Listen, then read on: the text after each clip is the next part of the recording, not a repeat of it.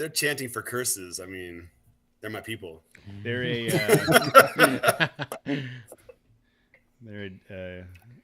It says it's waiting. Oh, okay, it's live now. Yeah, it's coming. It's live. Yep. Yeah, we're good.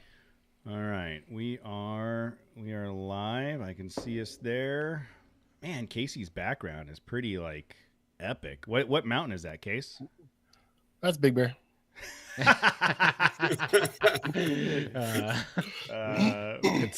out on the porch, San Gregonio. Hey, I hiked to the top of that. No, you didn't. I sure as hell did. No, you didn't. What year was that? I was like probably the 80s. When he was 12. Yeah, it's. I might have been 13, but yeah, it was back in the day. Yeah, I don't think that's happening. Matt's flag is still up there. You go up there, you'll see it. He planted that little flag up there. Mm-hmm. It's great. I did sign they had a log book or something that in a can.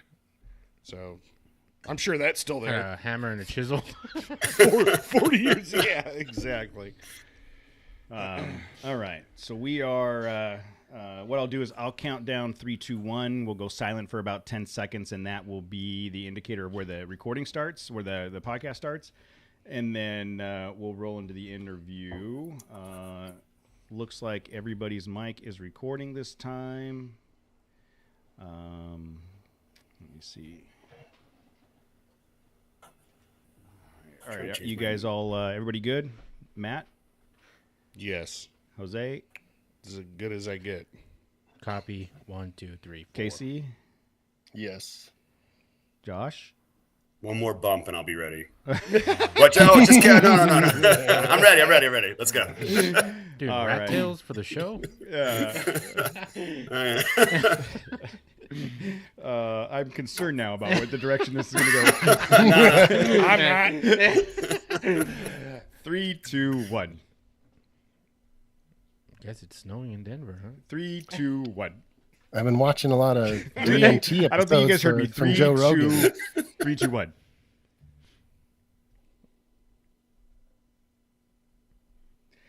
Hey, it is just after 6:30 on Tuesday night. We are recording live on the YouTubes, and I only had to count down 3, 2, 1 16 times because these guys are jerk faces and they don't care about the process. We are joined tonight by Josh from Fire Anytime, makers of the Lava Box. How are you doing tonight, man? Man, I am doing great. Thanks for having me on, Cody. No, thank you for joining us. Fortunately, I mean, I don't think you've heard of the show before, so you didn't have the chance. This is my favorite show. No, that's bullshit. It's my favorite show. What are you talking about? So let's start with. We'll get to the product in a minute. I want to start with what you called the most Colorado garage ever, which, if you can't see on the YouTube feed, there's literally a climbing wall and like gym equipment in the background. Kayak paddle back there. That looks like a climbing ceiling. Stand-up paddleboard. You ready? Yeah. See, There's this motorcycles. There's a mini motorcycle I'm working on right now, putting lights on. There's a mountain bike right there. Yeah, I think DRC. someone. How about some river surfboards, guys? Oh, see, I think someone gave you the wrong instructions because your climbing wall goes upside down, and that's just physically not possible. It can't be done. The climbing wall has to go up. You can't do the sideways thing. You got to do this. And then up there, raft frame, lots of stand-up paddle boards, everything. I literally just went to one of those trampoline jumping places with my daughter last weekend, and all I did was watch because I'm pretty certain that I would have ended up in the hospital had I attempted any of that. I'm 100% sure. I thought that's where that was going. 100% sure. I thought that's where that was going. And I broke an ankle. Yes, Yeah. no, that's well. What you don't know is it's 2021 was surgery free for me, which is the first time in 4 years. 2022, I haven't quite decided yet. I feel something coming on. I'm just not sure. It might be the year. Yeah, I think the year is a good one. I'm gonna have a good one in 2022. So backstory is our friends over at Shower Pouch had posted on Instagram about the Fire Anytime Lava Box, and it struck my attention. It struck my attention because it was right before my family road trip where I was looking for a solution like this. And I was like, you know what? Let's have them on the show. So I reached out to you guys to get you on the show. We got it scheduled because my family road trip, we camped 2 nights on there, and I have one of those $20 collapsible fire pits. You still got to dig a hole. You still got to build it up, the whole thing. And I was like, looking at what your product is, to me, that's like the perfect portable solution for a campfire in a box. And let's talk about the background. Like, where did this come from? Yeah, so this, I lived in a few different worlds, and the ammo can has always been in all places, right? It's always been in overland. It's always been in camping. It's always been in my, hunting world for me. And then it also, of course, was in raft communities. They're waterproof, so it was something that was perfect for the river. And I think like about 18 months ago, we were on a raft trip, and my buddies. I sit on the board for the Colorado Whitewater Association. I teach all their whitewater kayaking, and I organize all that shit. Wait, hold on. Anyway, I know no sour grapes. No sour grapes. I love it. Physically fit and active to be part of our group. Like I feel. No. You're making us look bad. I feel like shit right now. Podcast, we don't look like anything. It's great. Yeah, exactly. Most people don't know what we look like, dude. Oh, they know. They can hear it in our voices, dude. They know. So anyway, so we were all getting drunk around one of those round fire pits, and everybody's just hanging out, and it didn't have a lot of heat. It was really cold that night. It was a fall evening, and a fire ban was in place. And I built a lot of weird stuff. I mean, a lot of really strange things. And somebody said, "Josh, build us a better campfire. Build us like a fucking flamethrower if you can." And I was like, "All right." So I went home, built 7 different prototypes, and then the one that you see today it was number 7. How come none of you guys do that shit? Guys, build a better something or other. I'm building rock sliders right now for my I truck, built a dude. bunch of shit, dude. Casey I built built Casey you a built. tire Okay, so bed Jose and I rack. are the only ones. I knew Casey. I could see in asshole. Casey's eyes he was the one. I knew it. I knew it. Asshole, look in the mirror and ask that question. I'm the only one that doesn't build anything. I build spreadsheets. That's it. Nobody wants that. Nobody either. needs it. So 7 different. What's the time frame there? Like when they said. I'm a fucking psycho, Cody. I did it in like 72 hours. I just started building stuff. No, I'm like this. You want to come down and help me with some rock sliders? Yeah, right. I'm on 3 months with my rock sliders. Seriously, it was like 72 hours. The only one that took me a little longer is I tried a cast iron burner inside of one of the ammo cans, and of course it was ridiculously heavy. But I just wanted to see how it performed and how a lot of them have built-in air mixers. And I wanted to see how the air mixer performed inside the can, and but that was we nixed that one, and then like I said, number 7 was the right one. So okay, so what's your background? I feel like you don't have a background in dentistry. Like, how did you end up here? Like, what is your background to be able to go? I'm going to build this in 72 hours, and now it's a successful culinary product. arts. Culinary arts is my degree. Nice. What?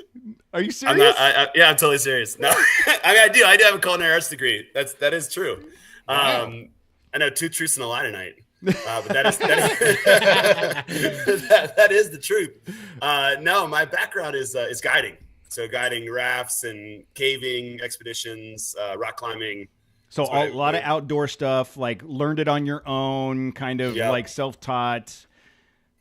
And then I've always built stuff. So if you guys like Casey, I'm just tinkerer, maker.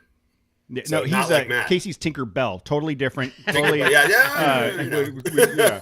So late at night. So the campfire talk, just let it happen. Just let it happen, Cody. It's fine. So only on the weekends. When you decided to do this, did you immediately go to the ammo can because, like you said earlier, it's been part of like everything that you've done, or did you try different versions of different containers? So the challenge that my friends put out was, can you put it in an ammo can? And I'll tell you, the original one thought, all right, it's going to come out and somehow be outside of the can. And after probably version 4, I realized that the military spent millions of dollars figuring out what the best thing was, and why would I screw around with that? We think that, right? But it was 1941, and they were like, I don't know, make a metal box, like just get it out, get it out. I mean, they're kind of amazing. I just read a story that they pulled 40,000 cans out of the Mekong Delta. They got to some river in the Mekong that had been there since 1968, and they were totally pristine. So that was validation. I was like, all right, done. I did the right thing. Yeah, they are like the most versatile type of component. Like you could find space for it. You anywhere. can find space. It seals up tight. They're rugged as shit. I mean, it's amazing how to your point, they're so good. How come they're not used for so many things? So for those of you that haven't gone to fireanytime.com, essentially what this is, and I'm going to give you my my overview. It's picture an ammo can. Do a good job. Picture an ammo can with fire coming out of it. That's the simplicity of the design is it's an ammo can with fire that comes out of it. That's the best part of it, and it's at that size. So it obviously hooks up to a tank of some sort. We don't know yet. It could be volcanic. That was a question. Yes. Yeah. It was when I said it, I phrased it in a question. Oh, did you? I was just looking at you. I was like thinking it was. It was just like Jeopardy. Thanks, John. He did. It's good. So yeah. So what's the fuel? So we got a ammo can with fire coming out of it. All right. No, it's great. That's a great question. It has to be propane because we can't pass fire restrictions, right? You guys are in California. I'm in Colorado. You can't pass fire restrictions without it has to be propane. Okay. So there's no option on that. So butane? So no oxygen acetylene or. I want to get it really hot. Matt is not my co-builder. Coach mode. what was that explosion? I don't know. They're making another firebox down the street. Hey, are you warm or what? Yeah, because I do have a jug of acetylene in my garage still. We could we can mix that. So butane. Someone said butane. Yeah, butane will pass as well. But it has to be a gas that fits into that category. So just a standard propane tank like you would use in your garage, or even one of the small ones that you use for your cooking stove. Yeah, any of them work, and you guys probably have.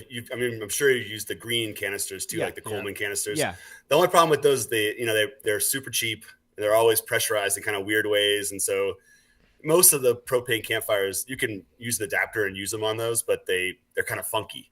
Okay. They don't run really smooth. So the 5 pound up to the 20 pound, I think, is the most common. And of course 20 pound in your grill at home is the ringer. That's the one everybody has. So it's a propane fuel. I'm looking at the website. There's a hose hooks up to the box.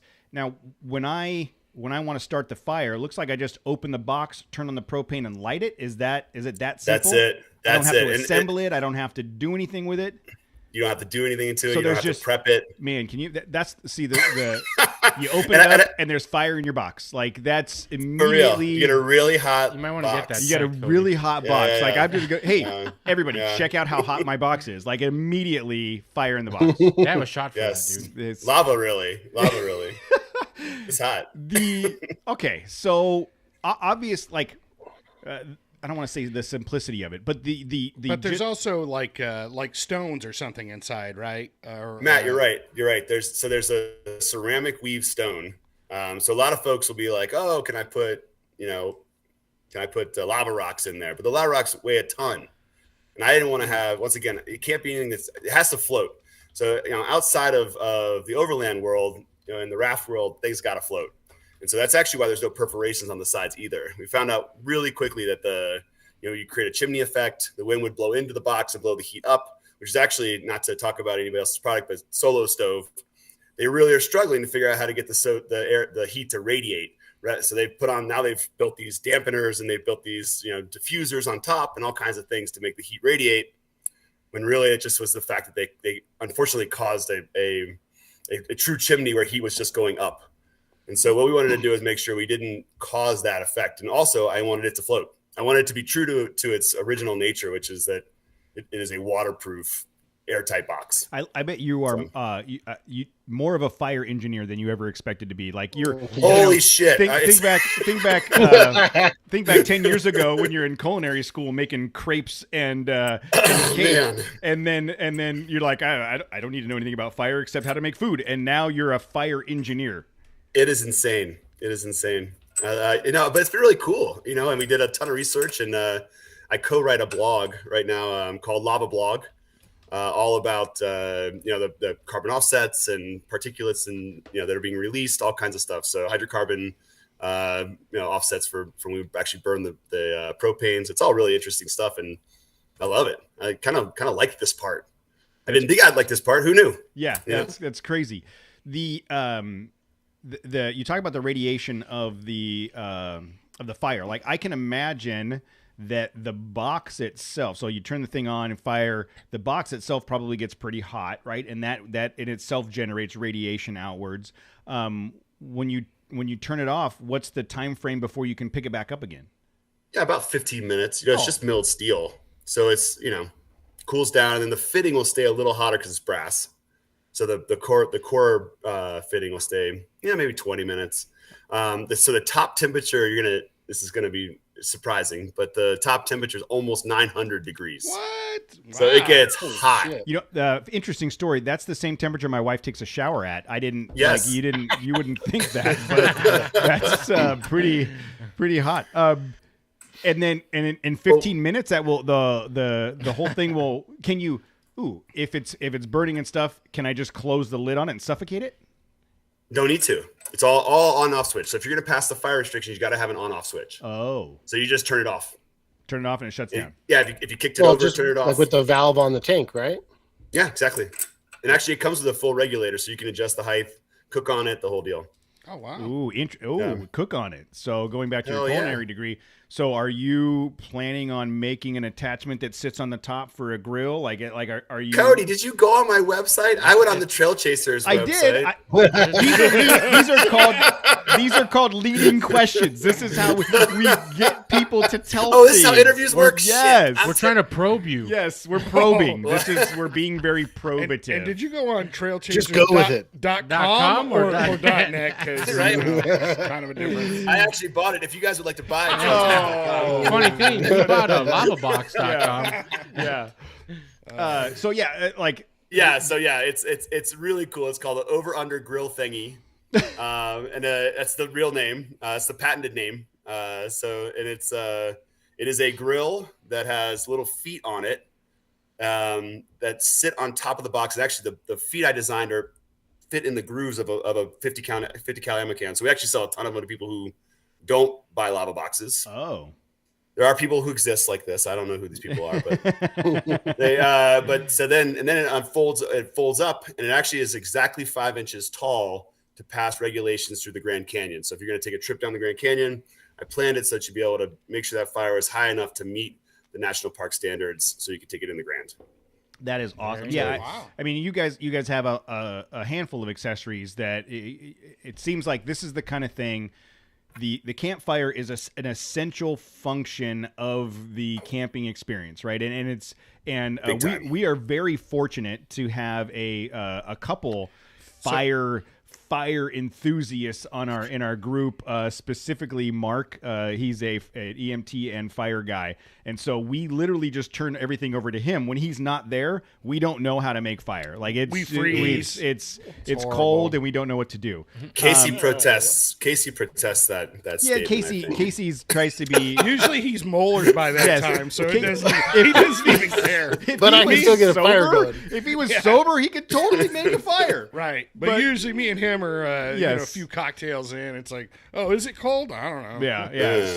So we rely Dump on some gas on it. We rely on Mark. put I some was gas actually on it. on my family trip. I started fire 2 nights, and I was actually very, very proud of myself. And Nice work. But this would have been easier. So this being the campfire being such a core part of the camping experience, like I could see how the fact that you turn a switch on, fire it up, it's ready to go. One, that makes it so simple and so easy and so bulletproof. And then there are, other accessories around that you could continue to grow on to continue like, okay, well, we're going to make a bigger one. We're going to make, I don't know, there's probably 100 different iterations of this. When did you have version 7, prototype 7, and how long did it take before you went, I am going to turn this into a product that's going to be sold? All right, I'm not gonna bullshit you guys. It was like a day. No. I'm serious. I made the one I thought was the one. I went out. I made 40 of them. I found somebody who could do a high heat powder coat. Actually, it was originally a paint, and I was like, "Look, man, I think these are good to go. I'll eat the cost. Let's just build them." And they were crazy expensive. I mean, it was a stupid thing. Yeah. I sold all 40 in like 3 days. Damn. People saw them and they wanted them. I know that's how I knew, because I've built all kinds of weird shit. You guys remember OnStar? Yeah. Some of you guys remember You that built OnStar with the Wow. satellites You and built the everything? satellite- You have a Welcome. culinary Yes. degree. How did you do that? First, I It's built ridiculous. OnStar, then I built a fire pit. Yes. So OnStar, I actually wrote a piece of software back in the day that was for OnStar to help you. It's called Outdoor Atlas. It was to help you find, places to go camping and find trails to go off-roading and that kind of thing, go crawling out here and there. And I pitched it to Ford and I lost it. So they took the idea, launched it. And at the same time, this was in 1990, like 99 maybe. And at that same moment is when the internet really took off and OnStar became almost irrelevant. And so I actually missed my window. They stole my idea, but it taught me a really important lesson about getting in there, even if it's not the most new idea, because people have been building ammo can fire pits forever. In the raft community, they've been around a long, long time. But the way we configured the burner, all that stuff, we wanted to make sure I protected that. And we went out, like I said, that right after I sold those 40, I got that thing in patent right away. No kidding. Yeah. That's I've missed twice. I've had a couple of things that me too. got taken away, and like somebody else launched them and did really well. When I was in high school, me and my buddy drew out this bitchin' place that had a batting cage and a golf thing and video games and a restaurant and a bar and the whole thing. We basically designed Dave & Buster's before we knew Dave & Buster's was a thing. And then they built it like 3 years later at the Ontario Mills Mall. And we were like, That's been around a long time, Dave Buster's. But I come up with ideas all the time. They're always like 5 years too late. Like, hey, Cody, is there an app where, like, if I drive by someplace, it'll go, hey, idiot, you wanted to be reminded next time you went by whatever, Oh yeah, that shit's been out a long time. Yeah. Shit. Well, and not only that, I'm always behind. when you come up with an idea, it's usually on this show, and you go #I own that, and that's the last time you think about that idea. You don't do anything else with the idea. Probably my best idea is the #I own it. Yeah. Saying That's good. Yeah, it's You not should legally trademark that, binding. Yeah, Matt. We could talk after the show. I'll show you how to trademark that. T-shirts. We need to make one. I was gonna ask, looking at the website, and you have like a piece of steak, and it looks delicious. Do all steaks just automatically come out that way? They do. Just guaranteed. They do actually. Awesome. Then Yeah, that's one of my inventions. Yeah, it's a pill. It starts off as a pill, and you spit on it. What if you do other stuff on it? This conversation's getting Does it long. have to be spit? Does it have to be spit? Matt's like, that's not the first time alter I've the been flavor. spit on. Yeah, with whatever. This is we'd have to go with a different rating, I think, if we kept going down the. Well, I love on the fireanytime.com. It's like shop, how it works, explore the box, and I haven't clicked on that one because I'm a little bit concerned. Wait till later. Yes, that's an after recording. Put the kids to bed. Cody's sitting on his left hand right now. So you have listened to the show before. Got it. Are you sure you didn't go camping with us a few times? Yeah. So I don't know. Exactly. I wouldn't know either. Yeah, I wouldn't remember either. So an ammo can is what are the actual dimensions? What is it, like 6x10 or something? Yeah, 7x11. Ooh, I was Yeah, close. by 5. Come on, yeah, man. you're I was really close. Way You're off. really close. I was No, own it. Take it. It was So yours. the in the grand scheme of things, that's not a very big space when you think about campfires. But you said it's fully adjustable. Like what kind of damage could I do with a lava box if I wanted It's to? insane. It's insane. I hope you guys will be able to post some video. It's a 3.5 foot tall fire. It's 120,000 BTUs. Damn. So the next closest is 68,000. That's the mega something. I don't know. I actually did a side by side video of that, and it just was. It's sad to watch.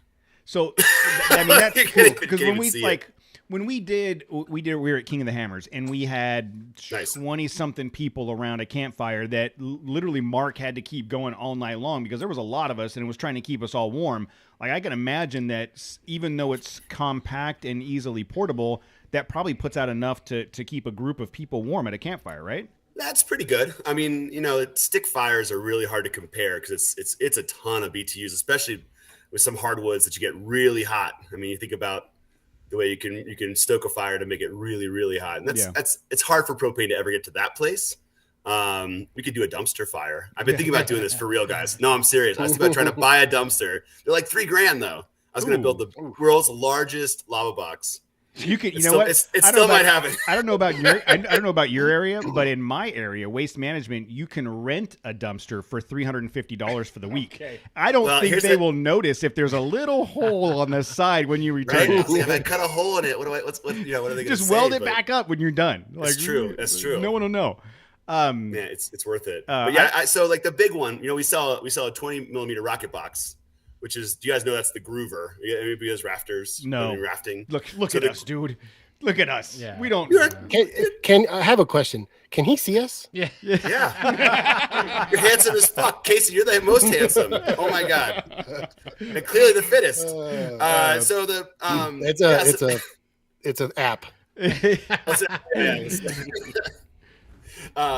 like a Kim Kardashian app. Your ass looks amazing. Yeah, there you go. So, there you go. Camera adds 10 pounds, and I probably have like 5 cameras on me. So,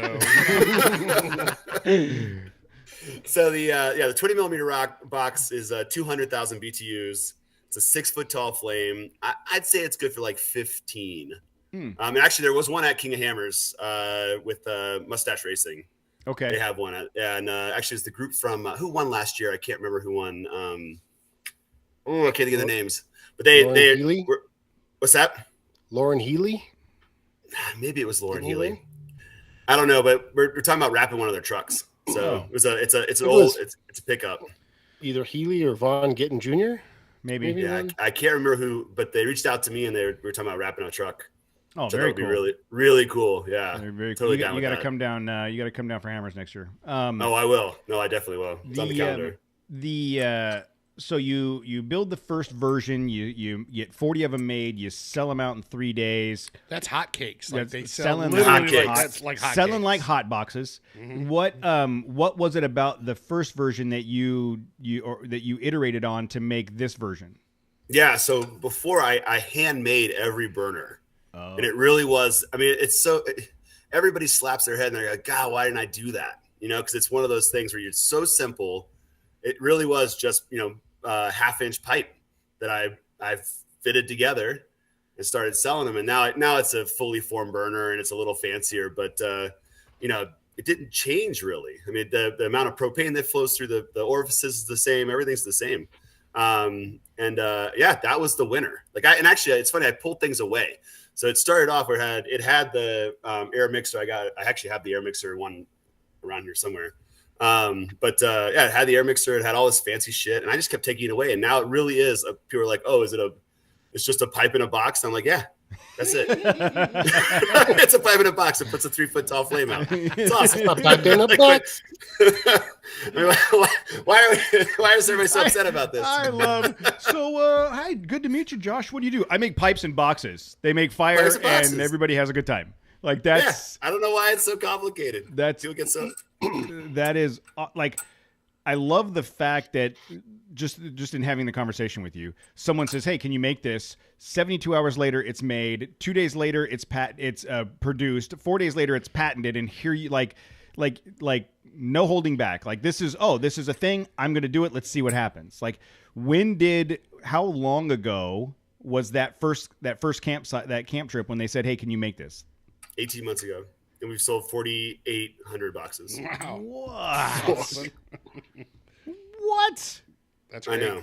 That is, it's awesome. Dude, that is and awesome. Think about this. Think about all the people who won't have an illegal fire. I mean, that's the part. I'm not to be cheesy, but that's the shit I was 100. It's 100% most proud true. of. Yeah. Because I will tell you, if anybody from BLM or Forest Service or whatever is listening, please turn off for the next 30 seconds. In Sedona, even though I had the fire ring and other people had fires and there was a rock fire ring at the campsite next to us, I didn't know. I didn't do my due diligence. I didn't know if it was legal. I didn't know. So I dug the hole. I put the fire ring around it. We were very cautious about it. As many other people as had fires, I'm assuming it was fine. But if I had a product like this, it wouldn't matter. Right. You're safe. You're compliant. It doesn't matter where you're at. And I think that's a huge a huge factor in safety and tread lightly and all of the things that make it easier for us to continue doing what we do. I thought you were going to start crying again right there. the direction you were going. I was like, oh man, I don't like where this is going. But go on. I'm sorry. I don't have anything to cry about yet. No. Later. Well, I'll cry later. Up here, we only have about a month left until they put a fire restriction, and you can't have open fires. It'll all be just propane. Yep. Propane barbecues, everything like that. Yeah, I'll tell you, like, have they met you? They know you. No, I mean the whole forest by June 1st, it'll be gone. 0 fires. Colorado's already there. I mean, we're already, in stage 2 in a bunch of places. Super dry here because we had an okay winter, but it wasn't nearly as wet as it needed to be. Our winter sucked. Yeah. So California, it takes one spark and the entire state is ignited. Like I don't want anybody in our community to be that spark. It's that's it. So doing having something like this that is, something happens, you turn the switch off, turn the valve off, and you're done. Like, to me, that's just like one of those responsible, especially in the Southwest where it's drier and more susceptible to fires. This is a great opportunity to still have the campfire without the fear of something going wrong. Yeah. And I gotta tell you, like, we have competitors out there and they all built kind of the same thing, which was that little fire. And for some reason, like, I just knew I had to build something much bigger and bolder but still meet the restrictions, right? Because it had to be cool. No one would adopt it if it sucked. Yeah. Right. It would be another one of those fucking fires that nobody wants that you buy on Amazon. It has to be a little scary. I have one of those. Well, I have one too. No, Casey, I have one of I won't say which one it is, but I have one of the round ones. So do I. It sucks. It sucks. It does like 5 people have to shoulder to shoulder around it to feel heat from it. Yeah, I think your product should scare you a little bit. Like, oh shit, I gotta be careful now. I can really fuck something up if I wasn't paying attention. That goes to this show. I mean, I'm sure it scares people a little bit because every time it comes on, they're like, "Ooh, this could go horribly wrong any minute now." Any minute. You made a bad choice having me on then. I think maybe that's good. So 18 months ago, this starts. You're rolling in. How much of your, once you build the product and you're happy with it, there's a whole other aspect of this that is now beyond the guy that tinkers with things. And then now you're into business and finances and marketing and web design and all that. How much have you been in the hands-on of all of that as it's grown? Everything you see except for the logo. Oh, really? I do all the writing. I built the site. I do everything. I design all the products. Dude, okay, are you sure you're not Bruce Wayne? Like, I feel... Yeah, dude. Like, I feel like you're writing software for OnStar. You're building things that burn, and then now you're... And you can cook. I told you. And you cook. I told you. I do a lot of cocaine. A lot of Bruce Wayne cocaine in there. Something. And you're climbing on walls upside down. That's the cocaine, bro. Yeah. That's more like a meth evening. But I feel like there's more to this story that we don't know about. That's really cool. Like the goes beyond the entrepreneurship. They're like, F it, I'm doing this. This is going to happen. Get it produced, get it out to the public, and then start marketing it and doing all of that. Like, that's super impressive that you just jumped on it and went after it, and you've had a lot of success. I just did a Q&A with a group of high schoolers in Western Colorado. Oh, and, I would like to hear that. I want the audio recording of that. They asked great questions, and it was super fun. But like I said, the bottom line is just you have to go do it. Mm-hmm. Like, you can't piss and moan or say it can't be done or whatever. And that's easy to say, but it's, you really do have to just put your head down. And I've been working my ass off, of course. So you guys know I source materials from all over the world.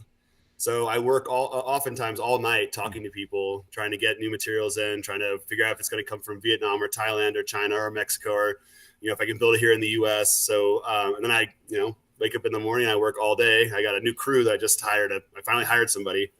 Yeah, it's a big deal. Yeah, my first employee. And so it's hard, but it's awesome. It's tough. Yeah, but you got to just do it. And so just recently I was having this thought when you go talk about hiring people, and you think about large organizations that hire people, and those people have some kind of side gig, like a podcast or a YouTube channel or something. Sure. I think, I honestly think that large corporations in the past would look at that as a hindrance to hire someone. Like they've got this side gig that's going to be a distraction to what they're doing. And I would say flip that around, because if someone was able to start some kind of side gig, there's a level of entrepreneurship that you're like, oh, I want to do this. I don't know how to do this. I have to figure out how to do this. And it's one step at a time. It's solving one problem at a time. It's taking one challenge at a time to get to a point where you can do this. And there's something about the ability to do that on your own time that translates to the professional world. And if you're looking for someone to solve problems, don't hand it to the person that has that's never had to solve a problem on their own. Hand it to the guy that figured out how to make a box shit fire for 3 foot tall and marketed it. I mean, that's, have to shit. I don't know. I was going to say shoot fire. I mean, to be fair to Cody, you do shit in the big one. That's why it's called the Groover was originally designed to shit in. So, oh wow. Okay, so to burn it off. To get this correct, So is that how you put it out? First, that's how you put it out. Then light it on fire. That should be good. So you guys can picture that box, right? It's the big ammo can. You see, like some guys will put it on their trucks and that kind of thing. Mm-hmm. So the reason they call it a groover is because GIs in World War II would sit on it and take a shit in it, and it would leave the grooves from the 2 bars on their ass. And so that's truly why it's called the groover. It's like Total Recall, but you have 3 Hey, Mark now. Mark has a question. He asked, "What's the MPG on that thing? Like, how long would the typical barbecue can last?" So that he wants to know the full lifespan of the actual ammo can. No. Like how? No, Just the burn time. Yeah. What's the burn time? Yeah. So burn time. It's the number one question we get. It's actually if you look at our FAQs, they're pretty funny. I have a lot of fun with the FAQs, but it's the very first question anybody asks, and it's really hard to answer. That's why nobody in all of the space answers that question. I tried, so I said if you burn the 50 cal about a foot above the rim of the box, if you burn it right there, it'll last 2 to 3 hours per pound of propane. So that's like, and I call that the passive burn because it's almost silent. So, most of those things hiss and make a terrible noise. And I say one of the reasons I cut out the air mixer is to get rid of that sound. But that's about 2 to 3 hours per pound. If you blast that motherfucker, it's gone. Yeah. Propane's gone. Yeah. So the FAQ my little round one hisses like crazy. It's annoying. I hate it. I couldn't go there. I had to get rid of that. The FAQ on the website. How long does it last? Depends on a lot of factors. A tabletop will last about 12 to 16 hours on a 10-pound tank, depending on how high you burn it. Note, if it lasts more than 4 hours, see a doctor. Just kidding. You can burn it all night long. Sorry. That is awesome. That is great. That is great. I got to assume, to your point, probably got it altitude. Yeah, I was going to say altitude, temperature, all of the different things, right? But in general, how bad you need it? Yes. Like, God, I'm freezing so bad, and it's like not. In general, if I take the propane tank from my barbecue, what size is that? 5 gallon? 5 gallon. That's a full weekend. Yeah, I was just gonna say totally that's gonna get me 3 nights. Wait, that little green one? No, that from the barbecue and backyard. That's a 20 like the 20 pounder. 20 pounder. That's a 20 pounder. So 20 pounder. Yeah. So yeah. It's easily. But I actually use a 10 pounder for weekends. It's perfect. I put it on the rig. We drive out. We we cook with it too. Wow. Make all the meals, and it's totally good. So it's not like I need to bring 3 cans to get me through this weekend. Well, think about how much wood you would burn, right? Yes. How many? Yeah. That's like a full bed worth of wood. Exactly. Yes. Everybody bring a couple bundles, and it's like, man, that's one truck. That's this one truck bringing this out. Yes. Essentially. And the wood thing always ends up. We always get out there. Who brought wood? some of us didn't bring wood. So some weekends we're short, some weekends we've got extra, and we're not loading the extra stuff up back. Like, this is just set it down, turn it on, close it up, go home. There's a Well, joke a lot in of there folks I somewhere. ended up buying. Oh, what'd you say, Jose? Go ahead. I said there's a joke in there because we don't have Yeah, enough there's wood, yeah. There's never, trust me, never enough wood. Never enough. I just use your imagination, everybody. I think it hurts to pay $25 for a bundle or whatever, you know, or they're Yeah. just they totally rip you off at the whatever campsite you're at. And you're like, come on, man. Yeah. So it feels good to just turn the fire on and be like, sorry, boys. Suck it, assholes. Yeah, right. Totally. And so, Well, you know, and I am getting a lot of campgrounds that want to carry the product and rent it out to campers. So that's been a big market for me. So. the other piece of this is it's Halloween night and it's cold and I want to sit in the driveway and have a fire while I'm standing there handing out kids. This is it's so I was versatile. wondering where you're Drinking going with Monster that. Balls? Yes, I'm drinking Monster Hell yeah. Balls, having a good time. But I mean, it's versatile and portable, and you can Jokes in there too, Jose. Yeah. Dark. Monster Balls is the new Mountain Oh, Morgan. I wasn't even. Go on. Yeah, so Monster Balls is Go on. I wasn't You don't even have to thinking about explain yourself to stupid us. Monster Ball Monster cocktail. Balls. It's Monster with Fireball in it. It's good. I forgot about that, Casey. I should have had a Monster Ball this weekend. But I mean the fact that it's that portable, that reusable, that contained and safe and all that stuff. This is, I mean, it sounds like it was It's almost foolproof. like it was almost like a joke. Like, hey, can you build this? And you ended up creating something that all of us really need, and that's amazing to me. Like, It's really funny. You're exactly right. I did kind of take it as a joke. Yeah. And I, like I said, people have made them before, and no one had really brought it to the market, so I just did it. I right when I saw it, right when I burned the good one, that's when you know. Yeah. Like people always ask me, like, when did you know? And I was like, I burned it one time. I was like, this thing's fucking awesome. Everybody will want this. I put one video up. People were like, I want one of those. Make that for me. I started spreading it around in the Overland community here, and then the raft community. People were just like, I want those. Where do I get that? So with that, like to me, you seem like the kind of guy, like, you build it, you go, okay, great, that was super cool and fun, and then you start down this process of marketing and all.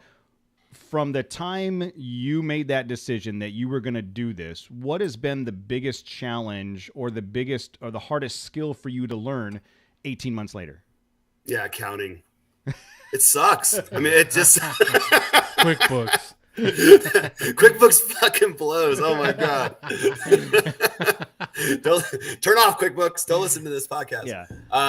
They don't. Yeah, They don't. Don't worry about that, dude. Nobody listens, bro. Ford doesn't listen to this podcast. Yeah. No, that part is really tough. And then I'll tell you, the patent law is tough. Oh yeah, there's a lot going on there. Because even just trademarking, like just trying to go through LegalZoom to trademark the Trail Chasers, that's a whole process in itself. And the legalese and the documentation to do all that stuff, you're like, I don't even know if I'm doing this correctly. It's a pain in the ass. So I mean, we're talking about thousands of dollars with lawyers to get all that done. So people don't realize there's so many straws underneath what's actually happening. They're like, oh, you just did it and it happened. Yeah. It's just not like that at all. I mean, there's just so, and they're like, oh, it must be so cheap for you to make, but maybe the ammo can is cheap, but everything else that goes with it, I carried $2.5 million of insurance. Yes, the insurance and the cost of the website and the updates and the finances and the taxes you have to pay and all. There's so much to business beyond the click the button to buy here. Like, to get it to the point where you click the button to buy here, there's an amazing amount of work that goes into that if you do it correctly. Yeah, exactly. If you need help, according to what Cody said a few minutes ago, there's like 4 entrepreneurs here that we could help out if needed. Always. Apparently, we're entrepreneurs because I'm on a podcast. Yes, that's his side gig. That's your side hustle, man. Good to know. Which side? I don't know. Yeah. Oh, what was that? What Was that off camera or did you do it on camera? I don't know what you're talking about. What? Whatever. So what is 18 months in? What did it on camera? I just did. saw it. 18 months in. Get that in post. No. What's that's what like we don't edit the YouTube thing at all. Like it's don't edit nothing. Perfect. Yeah, I've gotten to the point where I don't really do much editing on the audio in here. What's next? Like when I feel like you're the kind of guy that's looking to the next iteration or the next accessory or the next thing. Like are you constantly driving towards more products and more designs and other things? For sure. So I feel like you need one that drops into a truck bed, like that fits in a Toyota Tacoma with the propane already ready to go, and then that way you can have a campfire everywhere you go when you drive around. Just drive around with it. Yeah, I love it. No. Yeah, no, maybe Just a fucking flaming truck driving If through you the just buy desert. the one that he has already, you can just put it in your truck bed ready to go. You're driving your Ford Ranger. there Isn't you that go. already like flammable as it is? I was Like, waiting. you're pretty much. I had a Ranger. Yeah, that's right. We're pretty close. Look, he that was easy. I was waiting for somebody else to pick that up. I threw it out there. I was waiting for you to pick it up. What do you drive now? Obviously, you haven't Who, been on the me? site. Yeah. Oh God, I drive a Ford all-wheel drive Ford Transit. Oh, I just nice. put a lift on. Yeah, Did you so really? I did. Yeah, I didn't know it you looks could lift good, a I think. Transit. Hell yeah. It's I mean, got- it's a 2.5. With enough time and money, dude, anything's Yeah, possible. true. No, actually, that lift was not bad. But and I mostly ride. Like I said, that's my delivery truck too. So it's all wrapped. It's called the Lava Limousine. It's rad. And actually, if you guys are going to be at Overland West, I'll be there with the Lava Limousine. Okay. I don't think we're doing. I'll be at Pacific Northwest, the Overland Expo up there, but probably not West.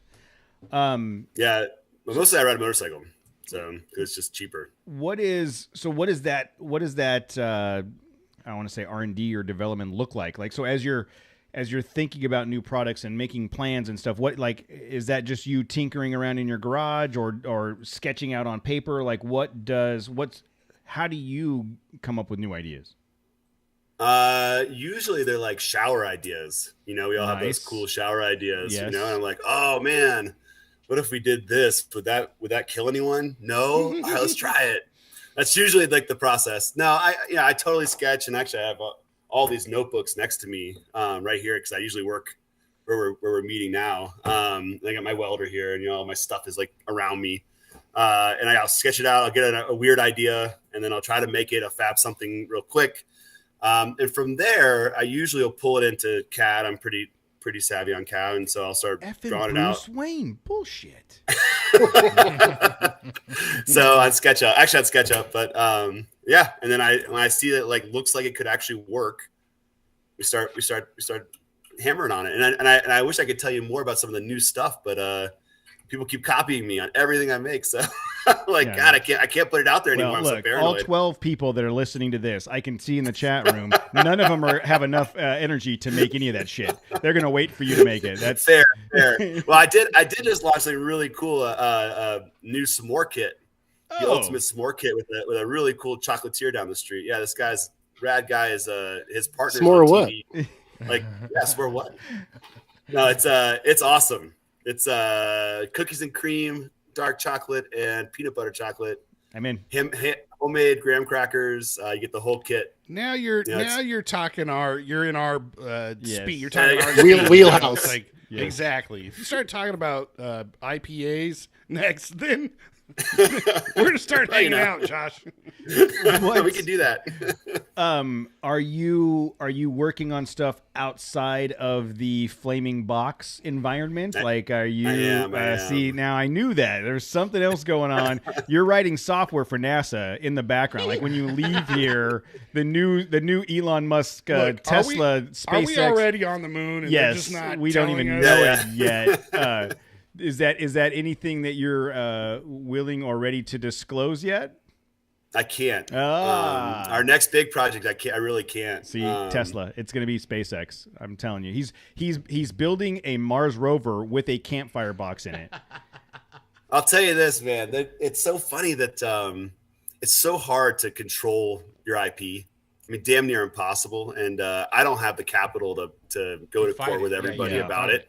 So I really keep it quiet for a long time until I'm ready to roll, because I want to be first, right? So right when we launched, 5 months later, 4 other brands came out with copycats. So they're out there. They all suck. But they tried. But I knew it was going to happen. So I stayed kind of tight-lipped about it for a little while. I learned from the reason I told you guys that story about the OnStars. I learned that they'll just take it, and I don't have I'm just a regular Joe. So how do I stop them from doing that? These are big corporations. Just like, I'll take that. Great idea. I'll take it. What are you going to do? Yeah. Well, so it totally unrelated to the topic, but I mean, kind of related. So I don't know if you guys know, there's this Stone IPA. They're here in Southern California. They make or Stone Brewing. They make all kinds of different beers. Please tell me that they're our new sponsor. No. Oh man, that would be awesome. Although you could go back to like episode 80 something where we were at the Stone Brewing, and these two were shit faced, and we recorded anyways, and it was very funny. But Keystone Light changed the name of their marketing material, and it was all Stone. They took away the key and started branding Keystone Light as Stone and Stone Light, and that brand is owned by the Miller Coors Brewing Company. And just recently, Stone Brewing won a copyright infringement, a $56 million copyright infringement case against Miller Coors for those activities. So what you're saying, what I'm hearing is they have a little capital. Maybe they want to, invest in advertising. We're on their side. Yes, I don't even want any money. Pass the I'll savings stop on drinking to Coors us. Light, dude. I'll stop. I never listen to this, Stone. I never did drink that horrible Coors Light, and I'm not even interested in money. If you could just keep my beer drinking habit, that would be plenty of money. I itself. don't drink beer, Matt, though. I could pay you a maple syrup. Yeah. If you're interested. Go on. Which I would prefer the maple syrup over the beer. I don't. Oh no, Yeah, Stone's got some good beers. I don't know, Cody. Stone's delicious. Yeah. They did a cool Netflix. Was it Stone Brewing did that Netflix where they built a brewery in Germany? Is it them? I don't know, but I'll be looking for that. Someone's going to be looking for that tonight. I can guarantee. Yeah, that. check that out. I think it was. Jose might be on it right now. I'm already sitting on my left hand as we're sitting. I should have never said that shit. Matt's sitting on both his hands right now. Guys, let's wrap it up, guys. Wrap it up. Matt's box is heating up. Yeah. That's the thing. His box is always hot. That's right. That's my secret. This is like I don't know what you're doing. Is your box a euphemism for my wife? Is that? Oh man. I do his sister. Like that's our thing. Yeah. Look, It's legal. Don't worry, it's legal. Matt's married to Cody's sister. Yeah. There it that's is. good. Yeah. The I don't know what you're doing next, but I want to I'm excited about it. I feel like your personality and the way you approach things and your drive towards products and doing things, whatever you're doing next is probably going to be awesome. I feel like if we were hanging out, I'd watch you do like a bunch of cool shit. Yeah. Just like we need a and I would TC just root for expedition you in as Colorado. I'm drinking beer. It's Yeah, kinda like come Casey. see us. Actually, you guys should come out. Always something to do out here, especially for a good drive. But there's all kinds of other cool shit we could do. Go on He's like, raft trip. we can go rock climbing and rafting. So we could all sit there's back a and bunch watch him do things. Yeah, exactly. Is there a bunch you of guys are- breweries we can tour? Off We'll a be raft. drinking beers on the shore while you go rafting by, cheering you on. That's good. That's with good. with our lava box, but That's this is right. nice and warm. Oh, we can go to Golden, dude. We can go to Golden, Colorado. Are you in Denver, like the Denver metro area? Like, I'm right in Denver. Yeah, Okay. Denver proper. Yeah. Yeah. So that's, and our shop is right in Denver as well. So that's yeah, we can't leave the doors 15 open. Crackheads, walk in, all kinds You of guys stuff. have So it's pretty cool. crackheads in Denver too? Mm-hmm. Of course. Yeah, they're just higher up than our. So there crackheads. was Literally. there's a guy. They're just really high. Yeah, they're just super high. There's a guy in our office that rummages through the dumpster every week. And last week he found like a PPN, One of your Pan NFRs? Pacific safety vest, and he put it on. And somebody come in and goes, "Hey, is that your new superintendent digging through the trash back there?" on, guys. I thought you were gonna say he good. found one of your MFRs and like, Matt, I don't like what you did there. He put on the company safety vest and just started walking onto a job site. Man, he could have gone anywhere with that thing. All you have to do is be carrying a ladder. You can go in anywhere. Just grab a ladder. Clipboards are good for this. Yes. Yeah, clipboard, we used to put on our, we had our service uniforms on and a clipboard and a flashlight, and we would walk. You could walk it into anywhere. in the middle of a surgery, like excuse me, and then just like look around. So fortunately, my wife doesn't listen to the show anymore because if we were doing work like on the west end of the building, we would literally take our flashlight and a clipboard, and walk the entire building just to scope out the talent, just to see what was. No, we're just looking at pointing the flashlight up in the air, pretending that we're doing stuff as air conditioning guys, and then decide, and then come back. But it was checking out dudes, huh? checking out the dudes, checking out the cafeteria, what kind of food they had over there. But yeah, you can go anywhere with a clipboard and a flashlight. It's 15 hours and 25 minutes, 15 and a half minutes to 15 hours. 15 and a half hours. Let me try that again. 15 and a half hours to get to Denver from here. And that's a long shit. Yeah, that's a long drive from here. Yeah, I thought you were going to say, like, that's how much time it takes for light to come from the sun or something irrelevant like that. That's 8 minutes. Okay. Well, he was just spitting out numbers. And Jose. Man. Is it really 8 minutes? It is 8 minutes. See, Jose knows all kinds of random shit. He's not good like for that. much, but he is good for random thoughts. Interestingly, it's 16 hours to drive to Portland as well, so it's about the same distance from. That just seems like a long way away. So are you a Colorado native? Did you grow up there? I grew up in Maryland. Oh, That's the minor thread. Delaware. Sure. Okay. Nice. We're in Delaware. that's what Casey. All right, listen. No, Maryland's cool. Go on. Why? Actually, Maryland is a big breeding ground for whitewater kayakers. World-class whitewater kayakers. There's a ton of. That's where they go to do it. Really? Yeah, yeah. I know it sounded crazy, right, Maryland? Is that the birthing zone too? Or It is. That's just where they're formed. And It's like a hatchery. It's Incubator. the hatchery. Okay. It's the hatchery. We pop out into the water. It's like, and then they come out of the sand, and then they just scurry towards little the wet water. birth. That's right. Sorry, dude. I'm sorry, man. Somehow we ended up on. I started saying it, and I was like, Yes. I shouldn't even go in this direction. No. But I didn't. No, stop. you doubled down. Yeah. It's like I triple down. doubled down. You went all in. Usually when Matt's doubling down and going all in, it's when the rest of us are looking at him like, "Don't do it, dude. Stop. Don't do Please it. stop, man. Please don't do it." And he thinks this is his signal to keep going. But Exactly. They like it. Yeah, exactly. It never gets edited, so I just keep going. I'll never learn. so You can't make me learn. I know I can't. So you said you sold over what? How 4,800? 4,800 of About these. 4,800. What is what's the turnaround? Like, do you have them in stock ready to ship out? So if someone wanted to go and order one right now, they're ready to go?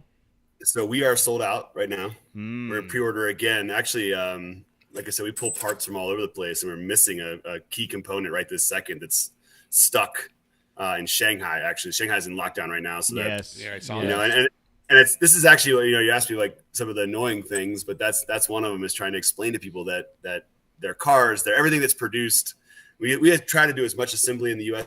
as we can, and we try to build as many things as we can in the U.S. The Lava Box would not exist without having parts from all over the world. So that's a big thing that not everybody totally gets. It's really hard to make, and kudos to the guys who can pull it off, make it all happen in the U.S. And we're going to get there someday, because that was the original plan.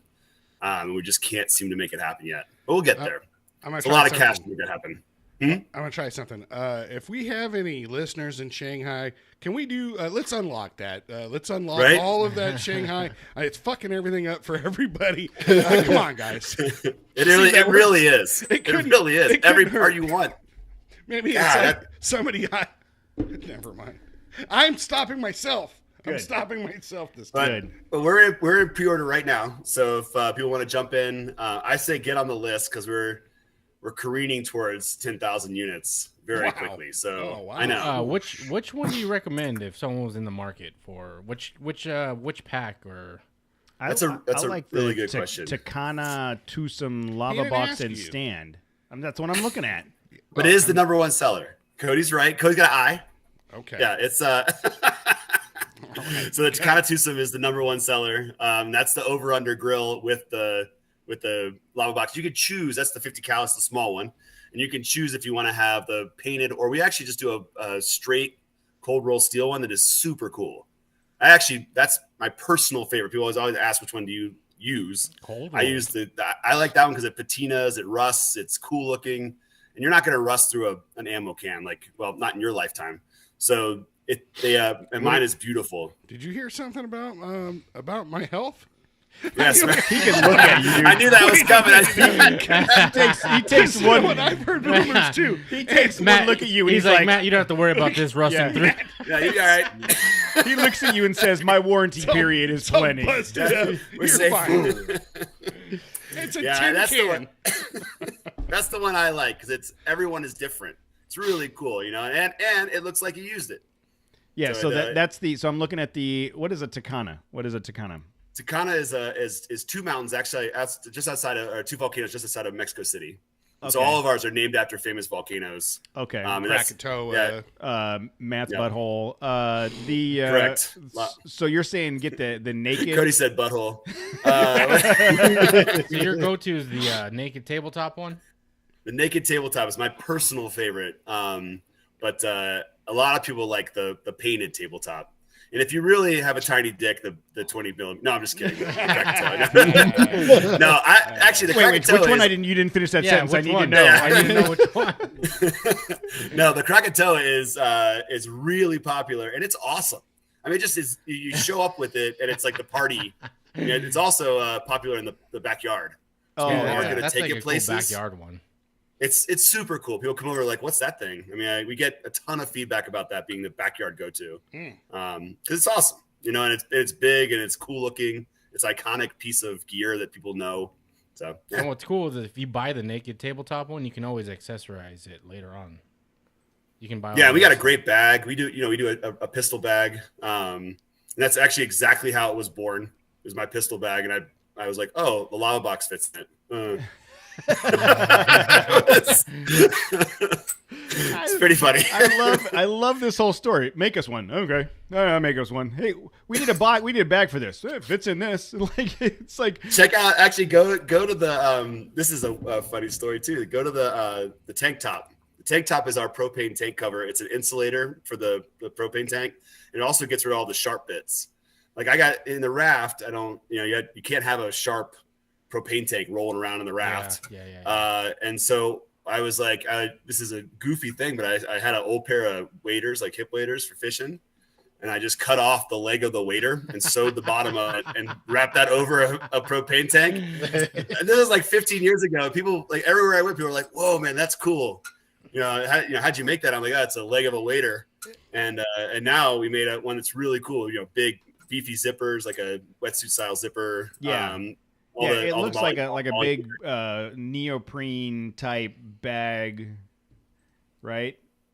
Yeah, and you're gonna those you're gonna see everywhere. That's I think that's the one that I'll probably take. I really like selling to small stores and just kind of keeping it close. But the propane tank covers, you may see them in Home Depot pretty soon. So, Ooh. yeah, because they're nice. You can clip it into your car. It's not rolled around the back of your car. You don't have to have any special tie downs. It's super simple. So. That's very And cool. it's nice to carry. So, but yeah, it really was a leg of a wader. That's funny. That's funny. You got the Guy Montag fireproof gloves. Yes, sir. I feel like there's a story there. Why do we need fireproof gloves? You want to move it in. You want to move your lava box. At 900 degrees, welding gloves are pretty nice to have. Yes, actually. Okay. So it was once again mother of invention. We were talking about Mark, our resident fire guy. He just hot gloves it. He just like sets the whole thing up like that. This is I think this is like one of those entrepreneurial stories where you were doing something completely different from this idea pops in your head, you pursue it, I don't know about you, but sometimes I'll get this I get an idea and I've got to get it out of my head. I won't be able to sleep. Yeah. I won't, like, my wife will like, what are you doing? And I'm like, I can't. I gotta get this out of my head. And it seems like you just did that. You fought through it. You got it out of your head and found out it was awesome. And it's just been growing. And if you look at the success over the last 18 months, I'm looking forward to the other things that you're going to do when you start getting all this product back into the parts back into stock, and you can start creating more of these things. This is awesome, dude. This is a great story, and Thank you guys. I think your whole personality and your approach to things is awesome. And I think you're a testament to something you were saying earlier, is like, if you've got this idea and you're passionate about, don't sit on it. Just do it. Just whatever the next step is, figure it out. Yeah. And I actually have a mouse pad. So my mentor, who was a guy who brought the auto belay. Bruce Wayne. Bruce Wayne. Yeah. Bruce Wayne. And he said, take a Post-it note and write down what this company actually means to you and what you want to do with it, and stick it on your computer.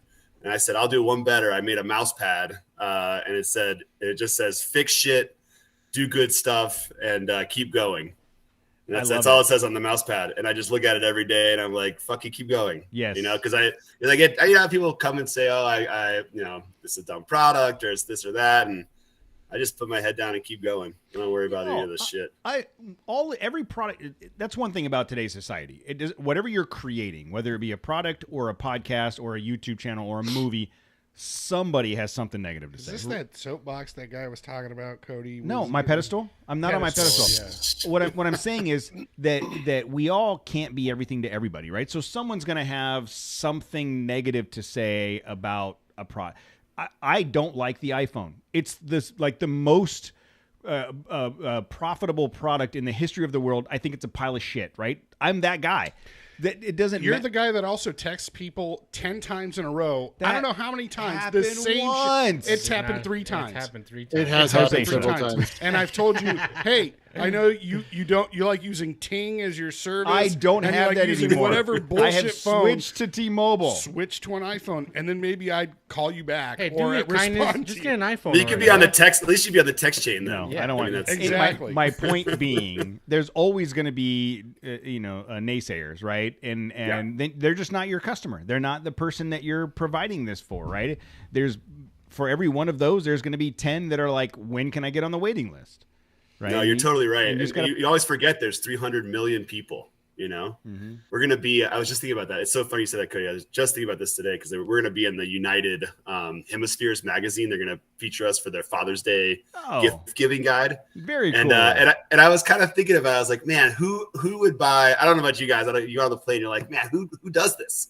Who buys this shit? But then you think they said 14 million eyeballs see it. So, maybe 100,000 people will pull the trigger in the next 7 months. Absolutely. 8 months. You never know where the next customer is going to come from, right? You never know what resonates with who. Well, like, one thing about our show, the people that listen to the show are hopefully people that get the opportunity to go out and camp and do this stuff, and then they're your customer, right? That's a good, solid customer base. And but you could someone jumps on the plane at United and opens that thing up, and for Father's Day, and is like, I want this for Father's Day. You know what I mean? You never know. I think that's awesome. I try not to get too deep, because the internet's pretty toxic. No. You didn't even have to say nothing. The internet. I just started laughing. What? I haven't even looked at the chat room tonight because I try not to go too deep, and I went, some people don't have a choice. Yeah.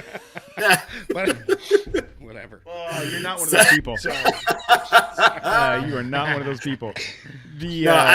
Like I said, because you really could get pulled down. There are plenty of people with sour grapes and all that stuff, and I don't know. Like I said, you just gotta keep going. The third rule. Yeah. Do you follow me on Twitter? Because that's pretty much like when I'm feeling a little too happy or positive, it's like, oh, it's time to go on Twitter and just get dragged back down to reality.